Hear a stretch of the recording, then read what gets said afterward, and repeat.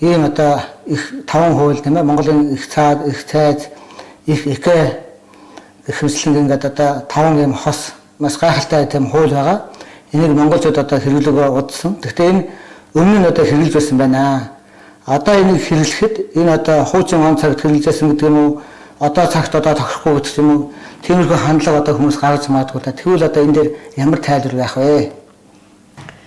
Хүндрэлтний төвхөнд геокологийн одоо дүгнэлтийг хүрээлэн байгаа орчинд хийсэн хүн бол Чингис хаан байдаг. Тэмээжин Чингис хаан хүрээлэн байгаа орчинд геокологийн үнэлгээ хийснээрээ геокологийн үнэлгээний дагуу улс төрийн бодлогыг хэрхэн одоо хэрэгжүүлэх асуудлыг шийдсэн. Чингис хааны өөрийнх нь онолын хамгийн чухал хэсэг бол цаг хугацаа, орон зайг, хуваан захирах онол байдаг. Энэ цаг хугацаа, орон зайг, хуваан захирах онолын хүрээнд их Монгол улс 5 их хуулийг нэгэн зэрэг хэрэгжүүлсэн. Өөрөөр хэлбэл нэгэн зэрэг.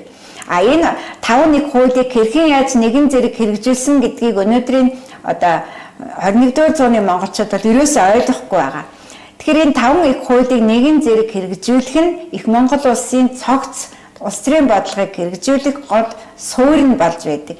Тэгэхээр би өнөөдөр дэлхийд дахинд бомбын эрен эхлэж загсны эрен дуус гэж байгаа яг энэ торгон агшинд энэ хуулийг дэлхийд дахинд хэрэгжүүлэх асуудлыг яг өнөөдөр би эхэлж байгаа Монголоос.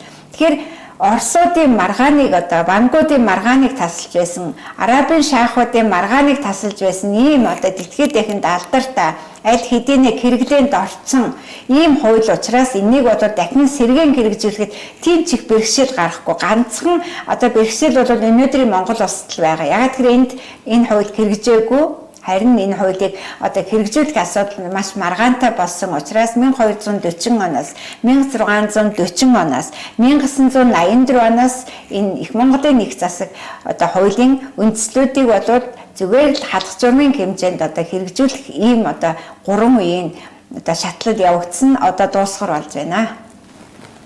За баярлалаа.